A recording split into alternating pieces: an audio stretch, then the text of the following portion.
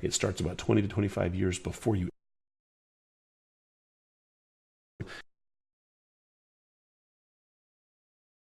complex. You guys are kind.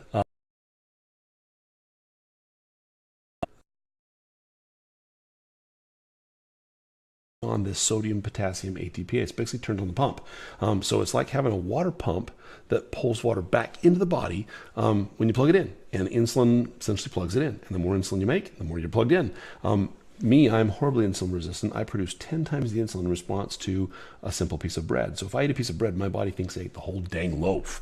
And I produce 10 times the insulin, which essentially activates that sodium potassium ATPase pump 10 times greater. So I'll see people who are on a ketogenic diet, and all of a sudden they cheat over Christmas and their legs go and they swell up like Pillsbury Doughboy. They'll retain water, they bloat, they feel horrible because they cheated. And that is the challenge. It looks like this is popping in and out for some people. I may have a bad connection, so I apologize if I do. If I do, just go back to Periscope and click back in, and you can catch it again. Hopefully it'll flow all the way through. The connection was good earlier. Hopefully it's not going bad. Anyway, what tells me that I make 10 times the normal insulin? I tested it. You test your fasting insulin levels, you test your insulin after meals and see what happens, and that's how I know I make 10 times the normal amount of insulin. I also know it because it was genetically inherited. My father weighed almost 400 pounds before he died at 58, and so if you eat carbs, that's why some people can eat a donut and they're fine, and other people, when they walk by the bakery, they gain weight. It's because they're overproducing insulin in response to that stimulus, and that's the challenge. The problem is that high insulin load drives that sodium pump and causes the edema, causes the swelling, and causes the hypertension or the high blood pressure to rise. So if you shift into ketosis, if you lower the overall starch or carbohydrate intake, then you naturally produce less insulin. And you reduce that insulin to just a basal amount that's being produced to support the necessary part of the brain that your body needs for sugar. When you do that, you turn down that sodium potassium ATPase pump, and all of a sudden the edema disappears, literally disappears. We'll see blood pressure begin to normalize, oftentimes normal enough that I can help patients come off their blood pressure medicine. I'll see improvement in varicose veins, and I'll see improvement in overall bloating and swelling. So there's your 4-minute short on part number 11, why you should be in ketosis, and it's that sodium potassium ATPase pump that you see. Question was macro requirements for menopause or premenopause. Different story. We'll talk about that in another time. I don't like macros. I never liked macros. That really is dependent upon your insulin resistant level. Low carb, high fat over a year. LDLP is still high. The problem is you're looking at LDLP. You need to look at small dense LDL particle number. LDLP is looking at the addition of all 3 subtypes, big fluffy, medium size, and small dense. You can still have lots of big fluffy and have a high LDLP and get a false sense of insecurity or a false sense of security. So if you're looking at LDLP, it's not going to give you any answers. You need to look at the small dense LDL particle specifically. That's what you need to look at. Now, if that particle is still high, that means you're still producing insulin from some cause, whether that be stress, steroids, infection, or something spiking your insulin like a sweetener or creamer in your coffee. Something to consider there. Great question, guys. I lost my Facebook Live. Let me see. Facebook popped off here. Let me see if I can find it. Oh, that's not there. Hello, doc. Husband is an ectomorph and wants to gain weight, but hard to on keto.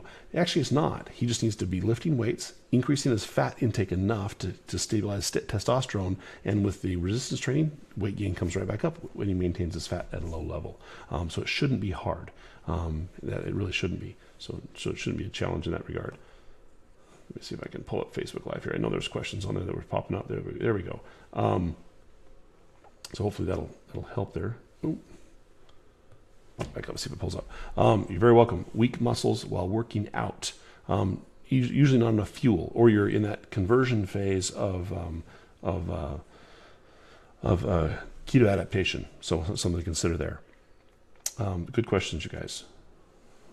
Hopefully it is not cutting out any keto for 4 weeks, lifting weights 3 times a week, not losing weight. So what's happening is you're gaining muscle and losing fat, and muscle weighs twice as much as fat. So the scale lies. Give the scale to the neighbor you don't like and start measuring your waist circumference and find somebody who can do a body composition on you. That's usually how you solve that and get that answer to that question. That's where the scale lies. Can't trust the scale because you gain muscle, lose fat, muscle weighs twice as much, so your scale weight Lies. Hopefully that helps. Great questions, guys. It looks like I may have actually dropped off the face. Oh no, I'm still there. Oh, okay. Very, very cool, yes. And I'm going to click on here and see if there's any other questions that are popping in there. Will exogenous ketones help gain muscle? Yes, they actually will. Ketones in general stimulate an improvement in retention of testosterone and increase the viability of leucine presence, so you're able to gain muscle more effectively. And if you're able to slightly bump that ketosis up through the use of exogenous ketones, I see that improve even more. So very good. Thank you for sharing this out. If you would share this out on Facebook Live or on Periscope, hit the share button on Facebook Live, swipe right or left, and share it out on Periscope. I appreciate that. Go to docmuscles.com. That's my website. I'll pop that up here. You can read all about the good stuff that we do and about ketosis on the website there. What are exogenous ketones? Exogenous ketones are fatty acids that have broken into ketone, which is the fuel form of the fat, essentially, and put in a drinkable form. And there's companies that make them, like Prove It has one. They're the ones I use, called Keto OS and Keto Max. Fantastic product. 3 other companies make them. I tend to like the company with Prove It because the carbohydrate content's the lowest that I've been able to find up to this point. Good questions, guys. Fantastic. Yeah, Facebook Live still on. Thank you. I appreciate that. Jackie Walker just shared it out. Thank you, Jackie. I've been in ketosis for a month. Should I start seeing weight loss after 6 months or 9 months? Depending on, are you, if you're not seeing weight loss, the first question is, are you actually in ketosis? Are you checking your blood? That's the first step. A lot of people think they're in ketosis and they're not.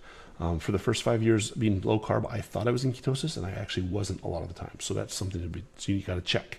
And the urine ketone strips will only be positive for the first 2 months. Then your body retains the ketones in the urine and it doesn't pass them through there. Do I need to supplement vitamins on keto? Many people do, and that's why I created the vitamin line with Keto Enhance. You can find it at ketoliving.com, or you can link through it through my website at docmuscles.com. I do recommend patients with polycystic ovarian disease, as the question is asking here, can you use exogenous ketones for that? Yes, you can. And I find that is beneficial for a number of people. What would be the benefit of supplement multiple servings of ketones versus once a day? The challenge is how insulin resistant you are, and if your insulin resistance is powerful like mine, after about 4 to 6 hours, that exogenous ketone effect wears off and you've got to reload. And you either do that by pushing the fat up higher and or adding exogenous ketones. Had edema for 5 years on 2 diuretics, no apparent reason. Literally within 2 days of starting low carb, could see my ankles again.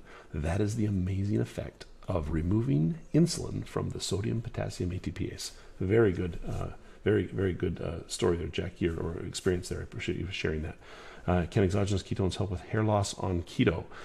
Hair loss occurs because of the weight loss itself, and anytime you shift into weight loss, if you are not eating enough protein, if you're deficient in a vitamin, or just the weight loss itself can cause a shift in hair growth, but that hair loss usually comes right back, so you won't lose all your hair. You'll be okay. Great questions, guys. Very great questions. Appreciate that. So when I do check my blood, does your book help us with how to know those answers? Yes, it will. Are fast food, low carb, high fat options okay? Yes, they actually are. I go to In-N-Out Burger and Freddy's all the time. That's one of my favorite places to go. My son and I or my family will stop into Freddy's and do a lettuce wrap burger. It's a perfect option. Easy, quick, and keep you in ketosis. Very nice. Very good. Great questions, guys. I know it's late, and I appreciate you staying up for the late night version of Doc Nally or Doc Muscles. Keto for 4 months, 55 pounds down, and the cracks in your feet have disappeared. Congratulations, Mandy. That's because you've actually diminished the sugar loads and the cracks, which are often related to a fungal infection like candidiasis or tinea, just starts to disappear. And the question was, it took me 5 years to keto adapt, and the answer is no. When I first started doing this about 10, 11 years ago, we were doing low carb, and we really didn't even know what ketosis was, essentially. What we found was that people doing low carb were in ketosis, and the weight loss or the fat loss in a ketogenic state was more effective.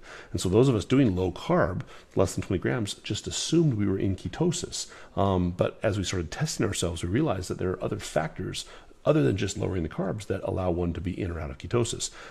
Number one, it depends on how much insulin you produce based on stress and infection, things of that nature. Number two, how much protein you're taking in plays a huge role there as well. And if you were like me, who's got a high stress job and doing low carb, and if I got hungry because of the stress, I ate too much protein and not enough fat, it would actually shift me out of ketosis. And I found that I was predominantly out of ketosis more often than I was in when I was doing just low carb.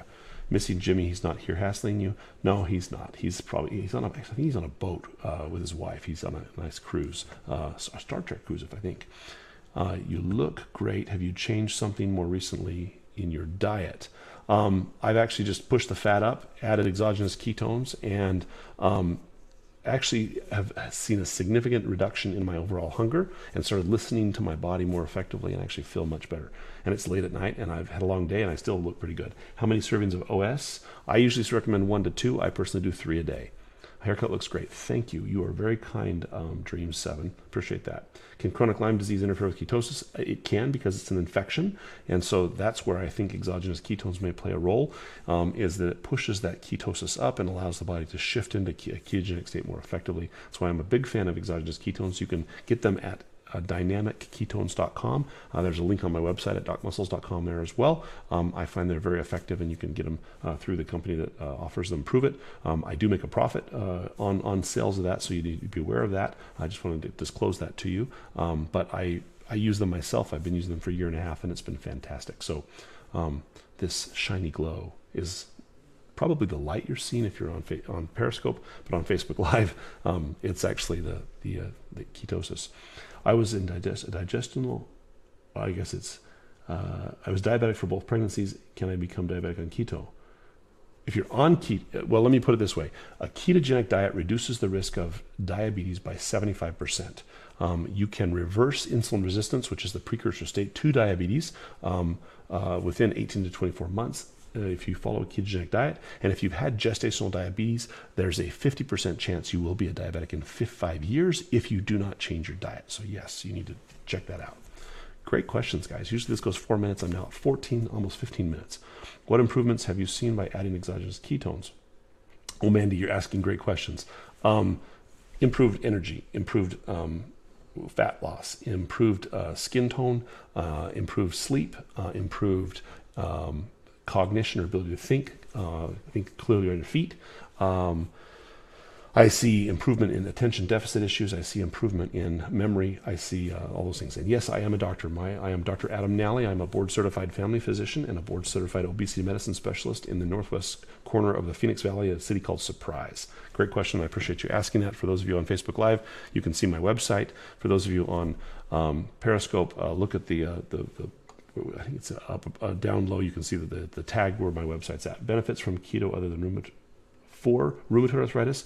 Rheumatoid arthritis is an inflammatory disease, and the challenge within rheumatoid arthritis is that the inflammation is being driven heavily. What we're finding is that in a ketogenic state, whether that's done nutritionally or with the addition of exogenous ketones or both, which I recommend, you'll actually see improvement in that inflammation by up to 50%. Interest in medical school, yes. Any tips for medical school? Study hard. Thank you for your adoration. I appreciate that. Does Candida promote cancer? Not that I have seen specifically, but there may be articles out there that I'm missing. I have not seen that in the literature that I'm aware of at this point, but don't quote me on that. Check out. You're welcome for the information. Thank you for all you do. Will xylitol kick you out of ketosis? Every single time, Pam, it does. Xylitol is equivalent to half a tablespoon of sugar. Do you know? Let's see here. How long do you file paperwork daily? I end up, for every hour of patients I see, I've got an hour of paperwork. Thank you for the compliments on the haircut. I appreciate that. I can't wait for my book to be released either. Hopefully it's coming out soon. Does Candida grow because of ketones? Absolutely not. Candida grows because of a high sugar content. Candida loves sugar, and specifically 95% of funguses, or yeast, do not function well in the presence of ketones. And those are usually the ones that affect us mostly. Can't tell you the book name yet, but it will be coming out soon, hopefully about mid-year. but I'm in the process of writing it currently. So and you'll see some posts on the book, and you'll see some posts on the 25 parts on ketosis. You guys have a good evening. It is late here in Arizona. I need to go to bed because I've got to get up and see patients in the morning. And so, but I will log on and hopefully do 2 more posts tomorrow about the book, and also about